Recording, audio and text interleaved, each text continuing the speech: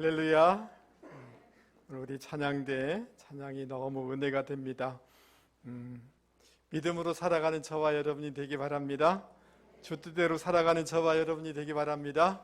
어떤 상황 가운데서도 감사하고 기뻐하는 우리 모든 분들이 되기를 주님의 이름으로 축원합니다. 우리 찬양대 너무 영감이 있는 찬양을 해주셔서 감사합니다. 마음이 따뜻해지고 마음이 좋아지고 부드러워지는 이런 역사가 있는 것 같아요. 우리 수고한 우리 찬양대, 또 우리에게 찬양을 주신 그 하나님께 우리 박수로 감사를 표하면 좋을 것 같아요. 고맙습니다. 우리 찬양대 너무 수고했습니다. 4세기에 델레마코스 또는 델레마쿠스라는 수사가 있는데요, 기도하는 공동체에서 채소를 기르고 또 말씀과 기도 생활에 열심을 내는 그런 수사였습니다. 늘 말씀 앞에서 자기 삶을 돌아보고 경건의 삶을 사는 그런 이 수사였습니다. 어느 날 이 텔레마코스가 기도를 하는 가운데 성령님께서 노마로 가라는 그런 감동을 계속 주시는 거예요. 무슨 이유인지 모르지만 성령님께서 그런 감동을 주셨기 때문에 노마로 올라가게 되었습니다. 이미 노마는 기독교 국가가 되었는데 그럼에도 불구하고 주말이 되면 원형 경기장에서 그 검투사들이 칼로 서로 죽이는 이런 행사를 하는 것입니다. 빈부의 격차가 있으니까 이런 원망을, 이런 오락을 통해서 해소시키려는 정치적인 목적이 있었습니다. 또 군중들은 단순히 사람을 죽이는 것을 보면서 굉장히 즐거워하고 쾌락을 느끼고 환호를 하는 것입니다. 이런 모습을 본 텔레마코스 이 수사는 너무 가슴이 아픈 거예요. 그냥 앉아서 있을 수가 없는 거예요. 그래서 그 경기장 제일 위에 올라가서 큰 소리로 외치는 것입니다. 그리스도의 이름으로 명하노니 이 싸움을 멈추시오라고 이렇게 외치는 것입니다. 그러나 그 많은 군중들이 이 텔레마코스의 그런 외침에 주의를 끌지 않는 것입니다. 그는 돌계단을 따라서 원형 경기장 안으로 들어온 것입니다. 그리고 검투사들 사이를 막아서고 이렇게 외칩니다. 그리스도의 이름으로 명하노니 이 싸움을 멈추시오 라고 외친 것입니다. 근데 굉장히 흥분한 이 군중들이 이 경기를 방해하는 이 사람을 죽이라고 막 소리를 치는 것입니다. 그리고 막 돌을 던지는 것입니다. 그리고 한 검투사는 칼을 그 텔레마코스의 가슴에다가 찌르는 것입니다. 피투성이가 되면서 쓰러지게 됩니다. 쓰러지면서 다시 한번 이렇게 외치는 것입니다. 그리스도의 이름으로 명하노니 이 싸움을 멈추시오 라고 외치고 그는 죽게 되어집니다. 여러분, 근데 이상한 일이 벌어지게 되었습니다. 붉은 피로 물든 이 쓰러져 있는 한 형체를 보면서 사람들이 갑자기 쥐 죽은 듯이 침묵해지게 되는 것입니다. 그리고 이 정막 속에서 황제 호노리우스라는 이 황제가 그 자리에서 일어나서 그 자리를 뜨게 되었습니다. 그러자 신하들이 또 사람들이 한 사람 한 사람 이 경기장에서 한 사람 한 사람 나가기 시작하는 것입니다. 드디어 그 검투사들도 부끄러워서 자기의 얼굴을 가리면서 푹 숙인 채 그 원형 경기장을 떠나게 된 것입니다. 여러분, 이것이 주후 391년에 있었던 그 실제적인 사건인 것입니다.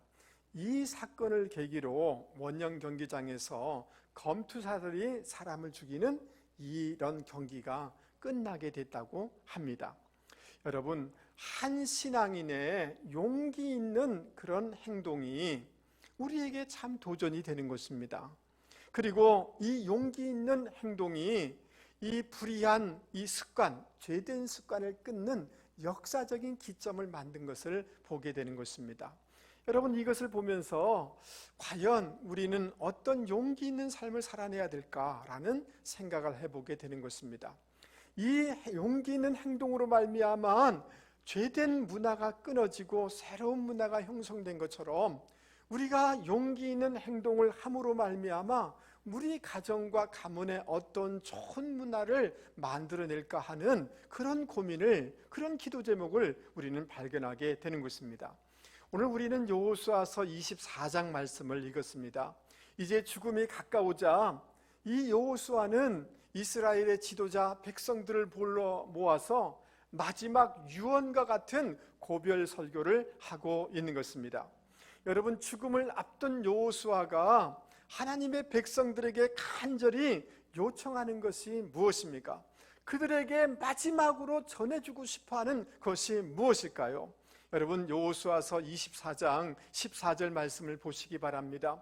그러므로 이제는 여호와를 경외하라, 여호와를 섬기라, 여호와만을 섬기라 라고 이렇게 그들에게 강력하게 권면하는 것을 볼 수가 있습니다.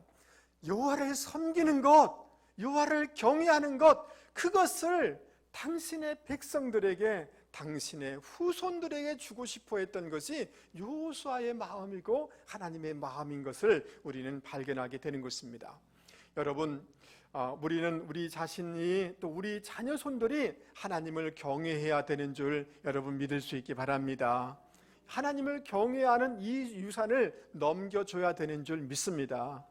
왜 우리는 하나님을 경외해야 되는지, 하나님을 경외하는 것을 유산으로 주어야 되는지를 이 말씀을 통해서 살펴보려고 합니다.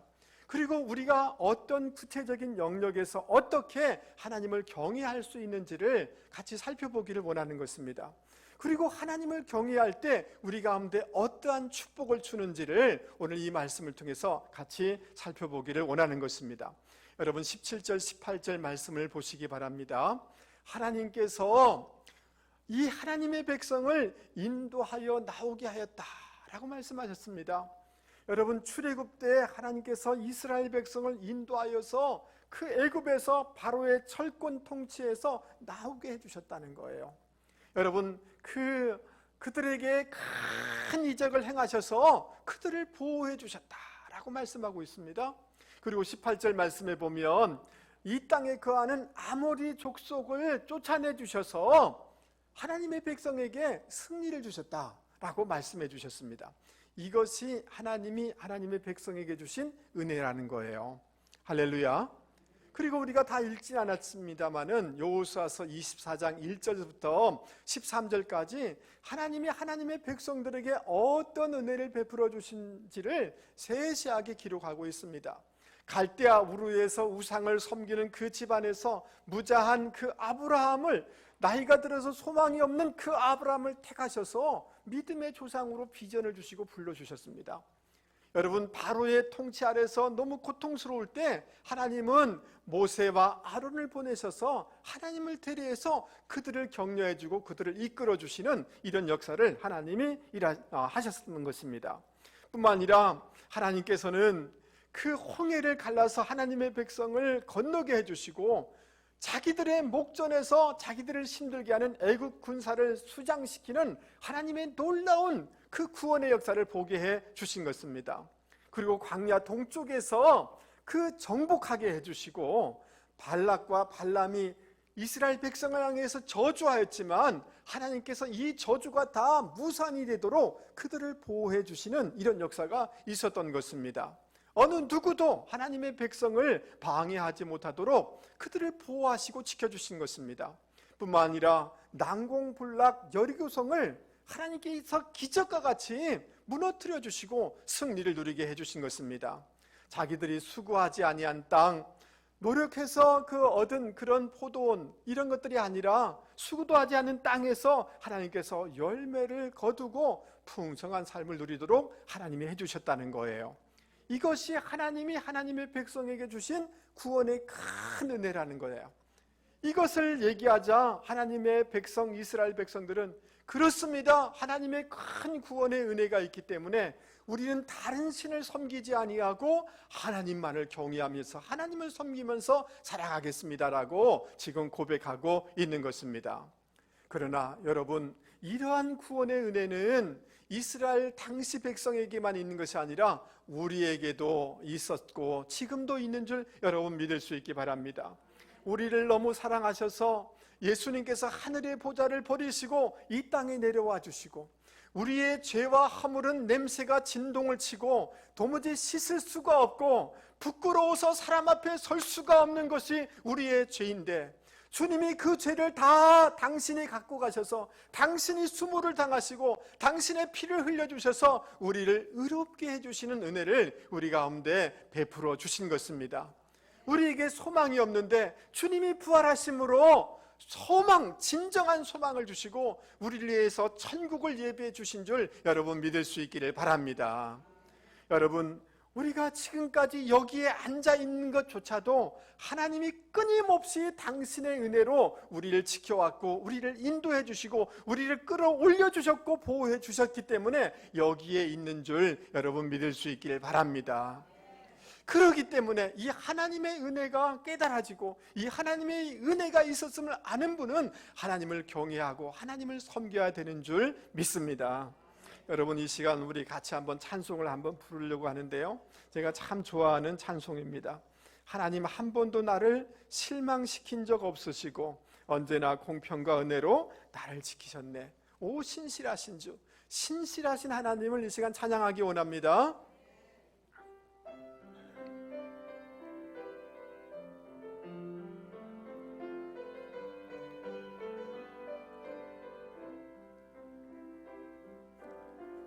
하나님 한 번도 나를 실망시킨 적 없으시고 언제나 공평과 은혜로 나를 지키셨네. 지나온 모든 세월들, 지나온 모든 세월들 돌아보아도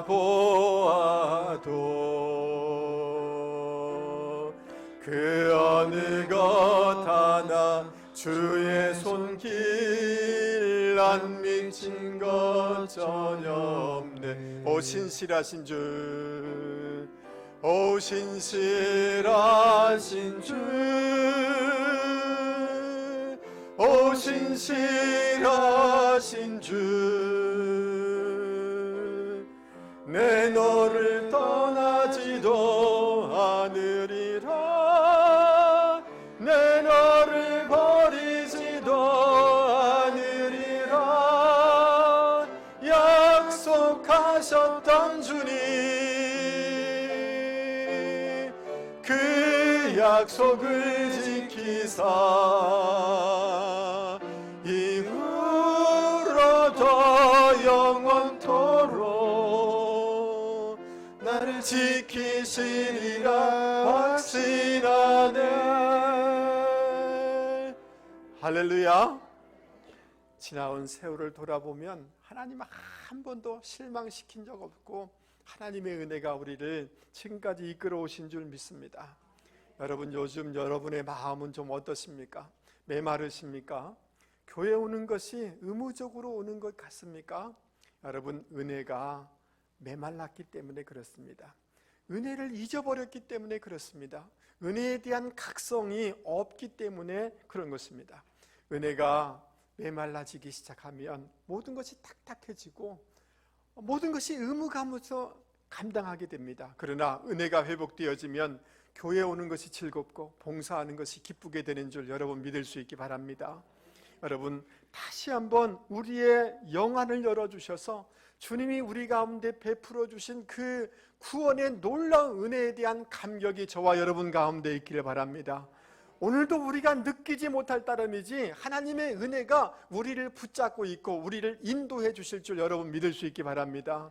이 은혜에 대한 재발견을 통해서 하나님을 경외하고 하나님을 섬겨나갈 수 있는 저와 여러분이 되기를 바랍니다. 하나님의 은혜만이 우리를 살게 하는 줄 믿습니다. 우리 자녀에게 하나님의 은혜가 있을 때만이 그들의 앞길이 열려지게 되는 줄 여러분 믿을 수 있기 바랍니다. 그러기에 이 하나님을 경외하고 이 하나님을 섬기도록 우리는 그들에게 가르쳐야 되는 줄 믿습니다. 여러분, 오늘 여호수아서 24장 18절 말씀에 보면 그는 우리의 하나님이라 라고 이렇게 고백하고 있어요. 하나님인데 우리의 하나님, 나의 하나님이라는 거예요. 이론적인 관념적인 하나님이 아니라 실제로 목도한 경험된 그런 하나님이다라고 고백하고 있는 것입니다. 그러면서 이 하나님, 이 여호와 하나님을 우리들이 섬기겠습니다라고 이렇게 고백하고 있는데, 이 하나님을 섬기겠습니다라고 할 때 엘로힘의 하나님이에요. 창세기 1장에 보면 모든 것을 창조하신 후에 하나님이 기뻐하셨는데, 이 세상을 창조하신 분이, 무에서 유를 있게 하신 분이 엘로힘의 하나님인 것입니다. 여러분, 하나님의 이름은 우리와 밀접하게 관계되어 있는 것입니다. 하나님의 당신의 구원의 역사를 보여주는 것입니다. 오늘 우리의 처지가 아무것도 없고 절망인다 할지라도 엘로힘의 하나님이 우리와 함께 하시면 무에서 유의 역사가 일어나게 되는 줄 믿을 수 있기 바랍니다. 할렐루야. 그러기 때문에 우리는 이 하나님을 의지하고 하나님을 경외해야 되는 줄 여러분 믿을 수 있기 바랍니다. 여러분, 여호와 하나님의, 야훼의 하나님이에요. 야훼의 하나님이라는 것은 출애굽기 3장 14절에 나는 스스로 있는 자 아니라 I am who I am이에요. 그 말은 무슨 말이냐 하면 ever living, 살아있는, 항상 살아있고 유일하게 살아계신 분이시고 자존하시는 하나님, 우리의 필요한 모든 것을 실제적으로 근원적으로 공급해 줄 수 있는 그런 하나님이라는 거예요. 여러분, 사람에 의해서 움직여져야지 거기에 배치될 수 있는 이 죽은 신을 우리는 섬길 필요가 없어요. 살아계신 하나님을 우리는 섬겨야 되는 줄 믿습니다. 우리의 인생의 근본적인 것을 공급해 주실 수 있고 해결해 줄 수 있는 그 하나님을 우리는 섬기고 예배해야 되는 줄 여러분 믿을 수 있기 바랍니다. 여러분, 창세기 17장 1절에 보면 나는 엘샤다이의 하나님이다 라고 이렇게 말씀하고 있어요. 이 엘샤다이라는 말은 젖가슴을 뜻하는 거예요. 어머니가 그 젖을 통하여서 아이에게 모든 것을 양육하고 공급하는 것처럼 하나님께서 우리에게 필요한 것을 공급해 주시고 우리 영혼을 만족해 해줄 수 있는 분이 우리 하나님이신 줄 여러분 믿을 수 있기 바랍니다. 여호와 이레의 하나님을 여러분 믿습니까? 우리에게 필요한 것을 예비해 놓으신 줄 여러분 믿을 수 있기 바랍니다. 여러분, 오늘 우리의 인생이 정말 쓴물과 같습니까? 그러나 그 마라의 그곳에서 쓴물을 단물로 바꿔주신 여호와 로페의 하나님, 우리 인생이 지금 절망이고 쓴 것과 같지만 언젠가는 하나님의 역사로 단물로 바꿔주는 기적의 역전의 역사를 일으켜주신 하나님이 저와 여러분의 하나님이신 줄 여러분 믿을 수 있기 바랍니다. 모든 것 때문에 염려와 두려움이 있지만 하나님은 여호와 샬롬의 하나님, 우리에게 깊은 평안을 주시는 하나님이신 줄 여러분 믿을 수 있기를 바랍니다. 여러분, 우리는 늘 인생의 초보를 살아왔습니다. 청년 때를 초보로 살았고요, 이 결혼을 초보로 결혼했고요, 아이를 양육하는 것이, 낳고 양육하는 것이 초보였고, 여러분 60대가 초보였고 70대 우리 인생의 후반전도 초보로 계속 살아갈 수밖에 없습니다. 그러기에 우리의 결정은 늘 미숙합니다. 그러나 하나님은 우리의 선한 목자가 되시는 줄 여러분 믿을 수 있기 바랍니다. 그 하나님께서 우리에게 푸른 초장으로 인도하여 주시고 쉴만한 물가로 인도하여 주시고 우리에게 필요한 꼴을 먹여주시는 그런 하나님이신 줄 여러분 믿을 수 있기를 바랍니다. 여러분, 우리의 과거를 한번 돌아보세요. 우리의 뒷자리를 한번 보세요. 얼마나 실패와 실수가 많은지 몰라요. 여러분, 너무 부끄러운 것이 많아요.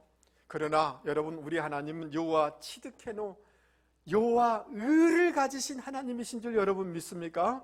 당신의 의의 옷으로 우리를 입혀주셔서 더 이상 정죄받지 않고 살게 해주시는 하나님이 우리 하나님이신 줄 여러분 믿을 수 있기 바랍니다. 여러분, 자녀들도 떠납니다. 우리가 돈이 있고 명예가 있을 때 우리 가까이 있던 사람들도 내가 그것을 잃게 되었을 때 다 떠날 것입니다. 여러분, 외로운 분이 계십니까? 그러나 하나님은 여호와 샴마의 하나님이십니다. 영원토록 우리와 함께 하시는, 우리를 떠나지 아니하시는, 우리와 함께 하시는 하나님이신 줄 여러분 믿을 수 있기 바랍니다. 이 하나님이기 때문에, 이 하나님이 우리 가운데 필요한 것을 공급하시는 하나님이기 때문에 우리는 하나님을 경외하고 하나님을 섬기고 우리 자녀들은 하나님을 경외하고 하나님을 섬기면서 살아가야 되는 줄 여러분 믿을 수 있기를 바랍니다. 두 번째로 우리가 어떻게 구체적으로 하나님을 경외하면서 살아나가야 되는지를, 우리 자녀들에게 어떤 영역으로 하나님을 경외하도록 가르쳐야 되는지를 생각해 보려고 합니다. 여러분 26절 말씀을 한번 보시기 바랍니다. 고대 근동에 조약을 맺을 때는 조약 문서를 만들고 그것을 안전한 장소에 보관하는 절차를 밟습니다. 그런 것처럼 여호수아가 이스라엘 백성들에게 하나님만을 섬길 것이냐라고 하니까 우리 그렇게 하겠습니다라고 할 때 그런 문서에다가 다 이것을 기록하고 큰 돌 사이에 갖다 놓는 것을 볼 수가 있습니다. 이 증거물로 돌들을 세우는 것을 볼 수가 있습니다. 여러분 여호수아서를 보면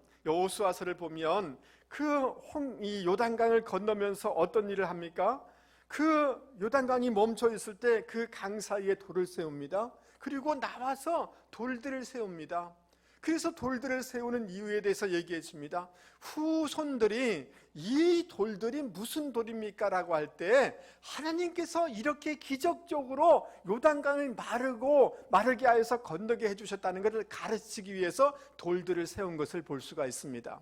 그러니까 지금 여호수아는 그 돌들을 지금 세우면서 그 후대들에게 신앙을 놓치지 않도록 하기 위해서 신앙적인 교육적인 목적을 가지고 이 역사적인 것을 잊지 않도록 하기 위해서 돌들을 세우고 있는 것임을 알 수가 있습니다.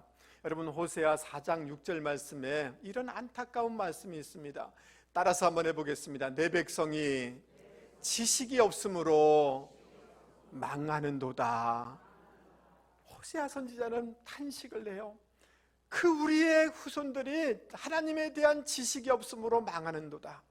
여러분 우리 자녀들에게, 우리 자신을 포함해서 우리 자녀들에게 하나님을 알도록 우리는 도와줘야 되는 줄 믿습니다. 그 자녀들에게 선명하고 분명한 신앙을 갖도록 도와줘야 되는 줄 여러분 믿을 수 있기 바랍니다. 여러분 저를 한 번만 보십시오. 가짜 신앙을 전수하지 마세요. 형식적인 신앙을 가르치지 마세요. 그것은 자녀를 죽게 하는 것입니다. 진짜 신앙을 선명하게 가지도록 우리는 전승해야 되는 줄 여러분 믿을 수 있기를 바랍니다. 여러분 제가 최근에 두 권의 책을 알게 됐습니다. 첫 번째 책은 김재현 목사님의 신앙 명문가의 자녀 교육이라는 책이에요. 그 가정이 신앙의 명문 가문이 되는 것을 가만히 이 사람이 연구를 해보니까 먼저 부모가 중요하더라는 거예요. 하나님과 하나님의 말씀에 철저하게 순종하고 그것을 자기의 원칙으로 삼고 살아가는 그 집안이 신앙의 명문 가문이 되더라는 거예요. 이 말은 무슨 말이냐 하면 그냥 교회 생활하는 게 아니라 자기 인생의 철학이 원칙이 하나님의 말씀이라는 거예요. 그래서 11조를 철학을 가지고 그렇게 하고 자신의 이제 최선을 다하고 일관된 사랑을 하고 일관되게 충성을 하고 하나님을 예배하는 것에 목숨을 걸고 그 원칙을 가지고 살아갈 때만이 본인의 신앙뿐만 아니라 그 자녀들이 그 신앙을 본받고 그 길을 걸어가고 신앙의 2대, 3대, 4대 명문 가문이 되더라는 거예요. 할렐루야. 그러면서 이 책에는 그 감리교의 그 창시자인 웨슬레 가문을 소개해요. 웨슬레의 어머니 수산나가 자녀들에게 말씀을 철저하게 가르치는 거예요. 순종하도록 하는 것입니다. 여러분 백정 출신이면서 우리나라 최초 의사인 박서양 가문을 소개하고 있습니다. 철저하게 11조 생활을 해서 부자가 된 록펠러 가문을 소개합니다. 그리고 목사, 장로, 교수, 대법관 등 신앙의 대명문가를 이룬 이경직이라는 목사님의 가문 등을 우리 한국의 가문들을 다 소개하는데 이런 신앙을 분명하게 가르치고 원칙을 가지고 살아갈 때 그 가문이 명문 가문이 되더라는 거예요. 근데 안타까운 것은 한국의 사람들은 15%밖에 신앙이 전승이 안 되고 있다는 거예요. 여러분 또 한 권의 책이 있는데요. 중앙일보에서 그 인터뷰를 한 것을 책으로 모아서 만든 책이에요. 최고의 유산이라는 이런 책인데요. 여기 보면 포항 구룡포라는 데 여러분 아십니까? 거기에 그 황보태조라는 사람에 대한 이 이야기가 기록되어 있습니다. 이 황보태조라는 사람은 농촌에서 농사 짓는 사람이고요. 그것이 돈이 다 안 되니까 막노동하면서 살아가는 사람이에요. 그리고 중졸 출신의 사람이에요. 그런데 여러분, 이 황보태조 씨가 4녀 1남의 자녀를 두었는데, 첫째가 서울의대 최우수 졸업생이에요. 그리고 둘째는 경북의대 장학생이고요. 셋째는 포항공대 화학과 수석 입학을 하게 되어져요. 넷째는 대구 카톨릭대 약대에 들어가게 되어지고요. 다섯 번째는 서울대 특차로 들어가는 이런 아이들을 이렇게 양육한 거예요. 지금 이 자녀들은 다 의사와 약사가 되어서 아주 사회에 선한 영향력을 끼치는 가정이 된 거예요. 그 손주들도 마찬가지로 그렇게 자라고 있다는 거예요. 여러분, 이 황보태조 씨의 신앙의 롤모델은 사도 바울입니다. 자녀들에게 주는 최고의 선물은 성경이라고 이 사람은 생각하고 있는 사람입니다. 아이들을 하나님이 주실 때마다 하나님, 가난하지만 이 아이를 주셔서 너무 감사합니다 라고 감사하면서 생활하는 사람인 거예요. 그리고 아이들을 교육시키면서 하나님의 영광을 위해서 살아라라고 가르쳤다는 거예요. 여러분, 분명한 신앙을 가르칠 때 여러분, 이 촌구석에 있는 아무것도 배우지 못한 사람에게 이 놀라운 기적의 역사가 일어났다라고 이 책에서는 소개하고 있는 것입니다. 여러분, 그러므로 여러분, 우리 자녀들에게 목숨을 걸고 오늘 여호수아가 죽음을 앞두고 유언을 하듯이 지금 했던 것처럼 우리 자녀들에게 하나님을 경외하도록, 하나님의 말씀으로 살아가도록 그렇게 이 유산을 선명하게, 분명하게 가르쳐야 되는 줄 여러분 믿을 수 있길 바랍니다. 할렐루야. 여러분, 그러면 구체적으로 어떤 영역에서 하나님을 경외하도록 우리가 우리 자녀를 가르쳐야 할 것일까요? 여러분, 14절, 15절, 18절, 21절, 22절, 24절에 여호와를 따라서 해보겠습니다. 여호와를 섬기라. 이 아바드라는 단어예요. 섬기다 라고 이렇게 쓰고 있는데요, 여호와를 경외하고 여호와를 섬기라 라고 강력한 명령어를 쓰고 있습니다. 여러분, 이 말은 출애굽기 3장 12절 4장에도 나와 있습니다. 하나님께서 모세에게 뭐라고 얘기냐면 이 백성들로 하나님을 섬기도록 하여라 라고 말씀해줘요. 바로에게 가서 이렇게 얘기해라. 저들을 내보내라. 저들이 하나님을 섬길 것이다 라고 말하라고, 선포하라고 이렇게 말씀을 주시는 것입니다. 하나님이 그 바로에게서, 애굽에서 구원한 목적은 뭐냐 하면 하나님을 섬기기 위한 것이라는 거예요. 할렐루야. 여러분, 그런 것처럼 지금 여호수아는 바로 이 점을 상기시키고 있는 것입니다. 여러분, 우리는 하나님을 섬기기 위해서 이 땅에 태어난 줄 믿을 수 있기 바랍니다. 우리 자녀 손들에게 하나님을 섬기는 것이 우리의 본분이다라고 가르쳐야 되는 줄 믿습니다. 아멘 하시죠? 여러분, 그런데 말은 그렇게 할 수 있지 모르지만 실제는 우리는 자녀가 좋은 대학 가고 좋은 기업 들어가고 돈 많이 벌면 기뻐해요. 예배를 드리지 않고 하나님 앞에 나오지 않는 것에 대해서는 경각심이 없어요. 그 말은 다른 말로 얘기하면 말로는 신앙을 얘기할지 모르지만 돈을 섬겨라, 명예를 섬겨라, 세상을 섬겨라 라고 사인을 주고 있다는 거예요. 여러분, 우리 자녀들에게 하나님만을 섬기도록 가르쳐야 되는 줄 여러분 믿을 수 있기 바랍니다. 이 섬기다, 아바드라는 단어는 예배하다는 뜻이에요. 여러분, 하나님이 우리를 구원을 주신 까닭은 하나님을 예배하기 위한 것인 줄 믿습니다. 여러분 믿습니까?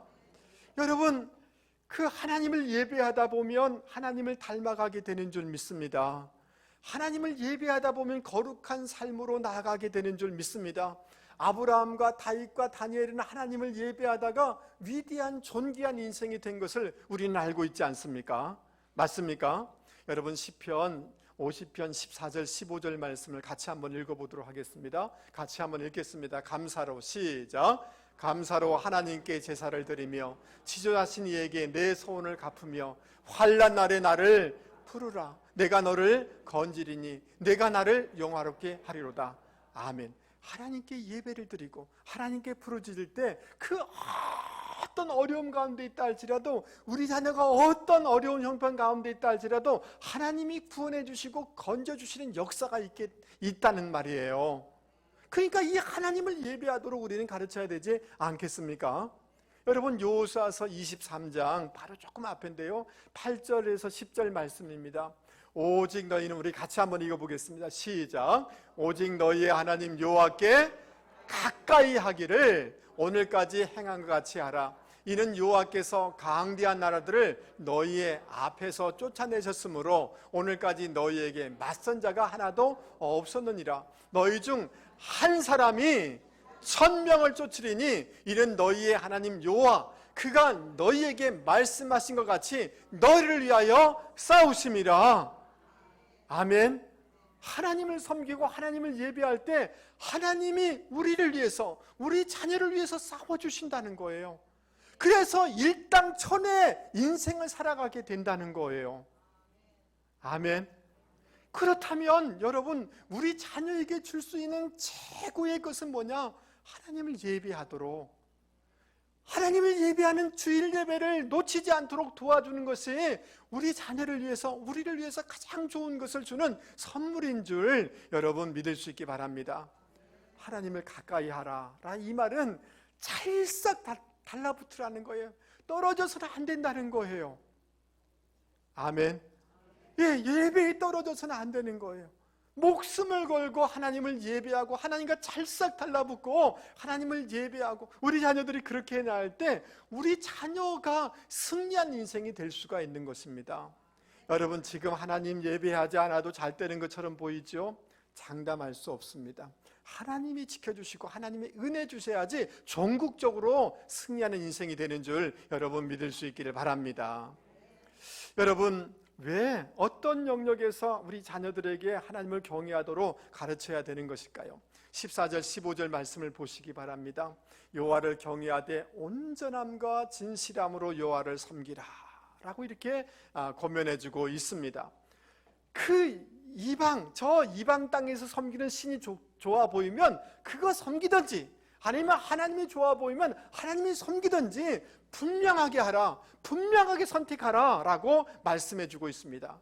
그러자 하나님의 백성들이 아닙니다, 우리는 우상을 섬기지 않을 것입니다, 하나님만을 섬기겠습니다 라고 지금 고백하고 있는 것입니다. 여러분, 21절 말씀을 같이 한번 읽어보겠습니다. 백성이 같이 한번 읽죠. 시작. 백성이 여호수아에게 말하되 아니니이다, 우리가 정녕 여호와를 섬기겠나이다. 할렐루야. 신앙은 종교 의식이 아니에요. 신앙은 어느 날 울컥해서 한번 반짝하는 게 아니에요. 신앙이라는 것은 분명한 결단이고 분명한 선택이라는 거예요. 할렐루야. 여러분, 우리가 잘 아는 것처럼 기생라합도 여리고성의 신을 버리고 여호와를 목숨 걸고 선택했잖아요. 맞습니까?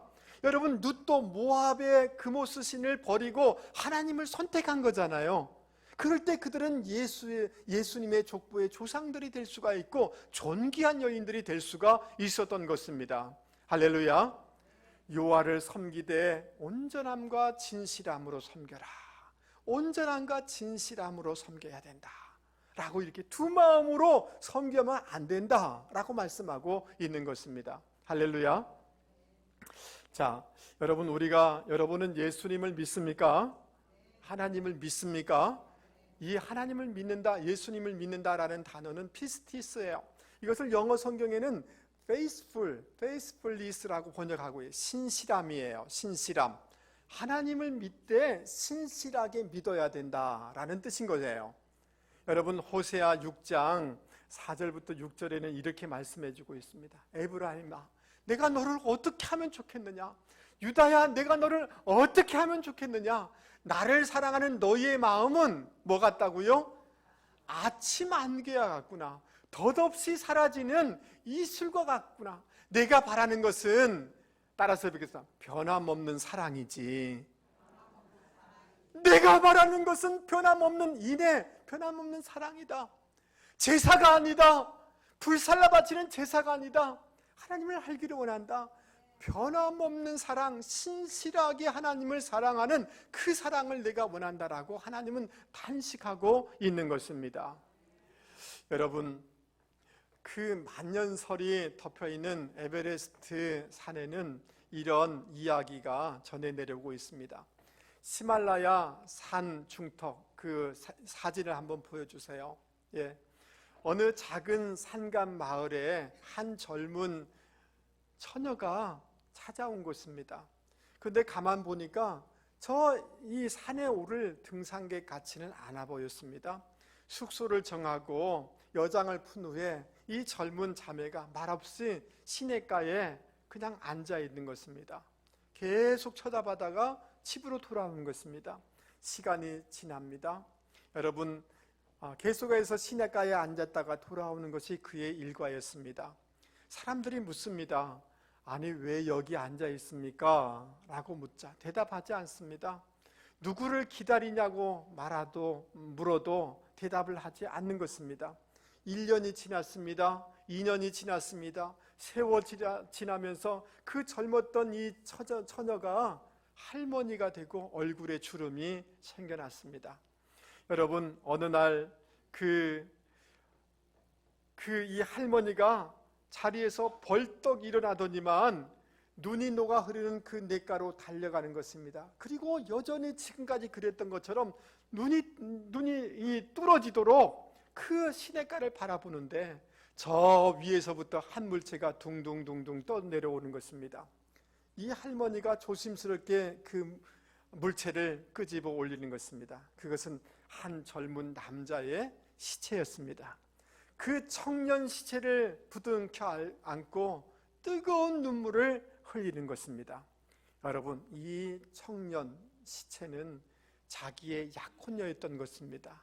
자기의 약혼녀가 산에 갔다가 실족하여서 죽었는데 언젠가는 저 눈 덮인 산에 갇혀 있지만 눈이 내리고 녹으면 언젠가는 내려올 것이라고 기대하면서 이런 오랜 시간을 그곳에서 자기의 사랑하는 사람을 기다렸다는 거예요. 여러분, 이것이 히말라야 산맥의 그 어느 마을에 내려오는 그런 아름다운 이야기인 것입니다. 이 이야기를 보면서 내 마음속에 그런 생각이 드는 거예요. 하나님을 사랑하되 신실하게 변함없이 사랑할 수 없는가?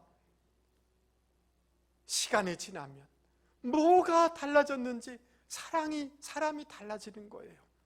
여러분, 하나님을 사랑하되 신실하게 하나님을 사랑하는 저와 여러분이 되어야 되는 줄 믿습니다. 여러분, 우리 자녀들에게 신앙을 가르치되 신실하게 하나님을 경외하도록 가르쳐야 되는 줄 여러분 믿을 수 있기 바랍니다. 여러분, 19절 말씀을 보시기 바랍니다. 여호수아가 백성에게 이르되 너희가 여호와를 능히 섬기지 못할 것은 그런 거룩하신 하나님이시요 질투하시는 하나님이시니 너희들 하나님 섬기지 못한다라고 말하고 있어요. 이거는 역설의 말씀인 것입니다. 대충 해가지고 그런 마음으로 하나님 섬기면 안 된다, 이런 말씀인 거예요. 하나님은 거룩한 분이신 줄 믿습니다. 성령님은 거룩한 분이신 줄 믿습니다. 그러기에 죄와 하나님을 섬기는 것은 같이 있을 수가 없는 줄 믿습니다. 죄를 미워하고 죄를 멀리하는 삶을 살아가는 것이 하나님을 경외하는 구체적인 삶인 줄 여러분 믿을 수 있기 바랍니다. 아멘. 여러분, 하나님을 질투하는 하나님이다 라고 이렇게 말씀하고 있습니다. 소극적으로 부정적으로 해석하면 질투이지만 이것을 긍정적으로 해석하면 그 사랑의 대상에 대해서 불타는 열정을 가지고 사랑한다는 뜻이 질투인 거예요. 하나님은 그래서 우리를 세상에 빼앗길 수 없어서 당신의 독생자를 보내셔서 우리를 구원하여 주신 줄 믿습니다. 열정적으로 우리를 사랑해 주신 줄 믿습니다. 이런 사랑의 관계는 질투의 관계일 수밖에 없어요. 절대적인 관계는 질투할 수밖에 없는 거예요. 우리는 하나님의 신부인 줄 믿습니다. 우리가 세상을 사랑하고 세상에 나가면 하나님은 질투할 수밖에 없는 거예요. 당신의 독생자를 보내서 구원한 절대적으로 뜨겁게 사랑한 대상이기 때문에 질투할 수밖에 없는 것입니다. 그러기에 여러분, 우리는 충성된 마음으로 신실한 마음으로, 죄를 싫어한 마음으로 살아갈 때 그것이 하나님을 경외하는 방법인 줄 여러분 믿을 수 있기 바랍니다. 에베소서 5장 이하에 이렇게 말씀하고 있습니다. 너희가 전에는 어둠이었더니 이제는 주 안에서 빛이라. 빛의 자녀들처럼 행하라. 빛의 열매는 모든 착함과 의로움과 진실함에 있느니라. 주께 기쁘게 할 것이 무엇인가 시험하여 보라. 너희는 열매 없는 어둠의 일에 참여하지 말라.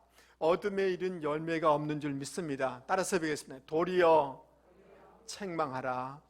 성령께서 힘주셔서 여러분 죄를 이겨내고 죄를 책망하는 삶을 살아갈 수 있는 저와 여러분이 되고 우리 자녀가 되어야 되는 줄 여러분 믿을 수 있기 바랍니다. 여러분, 미국의 가정사역연구소에서 미국에 있는 자녀들이 교회를 떠나는 10가지 이유를 찾아냈는데요, 그것을 제가 소개하려고 그래요. 첫 번째는 주일이나 교회 행사를 빠지고 여행을 갈 때, 두 번째, 예배 시간의 시계를 몇 번씩 쳐다볼 때, 자녀 앞에서 목회자의 허물을 이야기할 때, 11조와 헌금을 제대로 하지 않을 때, 다섯 번째, 교회에 대한 애착심이 없을 때, 여섯 번째, 예배 시간에 지각할 때, 일곱 번째, 문제가 생길 때만 불규칙하게 기도할 때, 여덟 번째, 여러 가지 핑계로 교회 봉사를 하지 않을 때, 아홉 번째, 자녀들을 교회에 오래 있지 못하게 할 때, 실천보다는 말만 앞세울 때.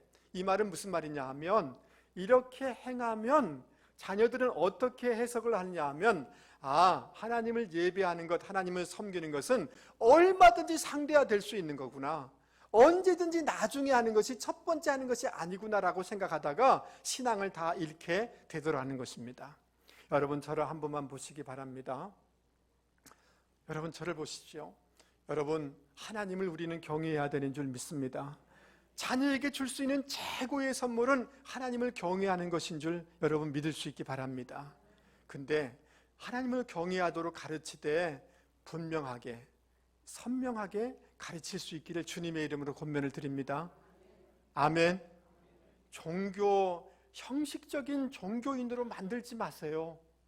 여러분의 가문이 신앙의 명문 가문이 되기를 축복합니다. 그렇게 가르치시면 그 자녀가 하나님의 복을 받을 수가 없기 때문에 선명하게 하나님을 경외하도록 가르쳐야 되는 줄 여러분 믿을 수 있기 바랍니다. 가짜가 아니라 진짜의 신앙을 가르칠 수 있는 저와 여러분이 되실 수 있기를 바랍니다. 이렇게 질문할 수 있어요. 목사님, 좋습니다. 그렇게 하면 세상에 살아갈 수 있을까요? 세상에 진급할 수 있을까요? 세상에다 뒤처지는 인생이 됩니다 라고 말할지 모르겠습니다. 여러분, 그렇지 않습니다. 오늘 이 여호수아서 1장 1절에 보면 여호수아에 대해서 뭐라고 얘기하냐면 모세의 시종 눈의 아들이라고 해요. 모세의 시종이라고 그래요. 모세의 참모라고 그래요. 속된 말로 얘기하면 모세의 따까리라고 얘기하고 있어요. 근데 여호수아서 24장 마지막 절을 여러분 한번 보시기 바랍니다. 29절 말씀을 한번 보세요. 여호와의 종 여호수아라고 얘기하고 있어요. 누구의 종이라고요? 여호와의 종이라는 거예요. 모세와 같은 인물이라는 거예요. 아브라함과 같은 인물이라는 거예요. 위대한 하나님의 종이라는 거예요. 평생 하나님을 경외하면서 산 여호수아의 인생은 존귀한 인생이었다라고 성경은 평가하고 있다는 것입니다. 여러분 믿습니까? 여러분, 시편 128편 말씀을 제가 읽어드리려고 해요. 여호와를 경외하면 그 도에 행하는 자마다 복이 있도다. 아멘 하시죠? 내가 내 손이 수고한 대로 먹을 것이라. 내가 복되고 그 다음 뭐예요? 형통하리로다. 아멘 하시죠? 내 집에 내 실에 있는 내 아내는 결실한 포도나무 같으며 내 상에 둘린 자식은 어린 감람나무와 같이 번성하게 된다는 말이에요. 여호와를 경외하는 자는 이같이 복을 얻을지로다. 아멘 하시죠? 여호와께서 시온에서 내게 복을 주실지어다. 너는 평생에 예루살렘의 복을 보며 내 자식의 자식을 볼지어다. 이스라엘에게 평강이 있을지로다. 여호와를 경외하면 이 복이 있다는 거예요. 여러분 믿습니까? 여러분, 제가 시간이 없기 때문에 다 읽어드릴 수는 없지만 말라기서 3장 16절 17절 말씀해 보면 여호와를 경외하는 자에게 하나님의 책에 다 기록된다는 거예요. 여러분 믿습니까? 하나님께 특별한 소유가 된다는 거예요. 하나님이 아끼는 인생이 된다는 거예요. 그러므로 여러분, 우리가 하나님을 경외하고 우리 자녀들이 하나님을 경외하도록 가르쳐야 되는 줄 여러분 믿을 수 있기 바랍니다. 여러분, 이 가정 5월의 달, 여러분 식구들하고 어디 회식하는 거 좋습니다. 식구들하고 어디 여행 가는 거 좋습니다. 그러나 이것이 전제되지 않으면 다 잘못 가르치는 거예요. 가짜예요.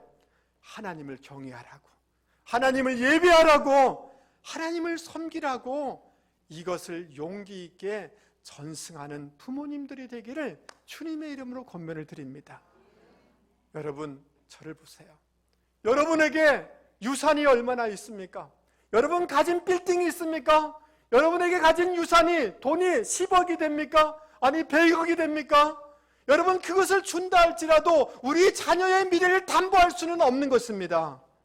그러나 하나님을 경외하도록 하고 하나님을 붙잡고 살아가게 하면 그 인생에게 이러한 복을 주실 줄 믿습니다. 형식적인 신앙인을 만들지 마세요. 가짜 신앙인을 만들지 마세요. 진짜 신앙인이 되어야 되는 줄 믿습니다. 목숨 걸고 여호와를 경외하라고, 하나님을 예배하라고 여러분 가르치는 분들이 되기를 주님의 이름으로 권면을 드립니다. 할렐루야. 여러분이 할 수 있는 최고의 유산은 하나님을 전수하는 것인 줄 여러분 믿을 수 있기 바랍니다. 이것은 저의 말이 아니라 오늘 하나님의 말씀인 것입니다. 여러분, 말씀을 생각하면서 우리 같이 찬송하도록 하겠습니다. 199장입니다.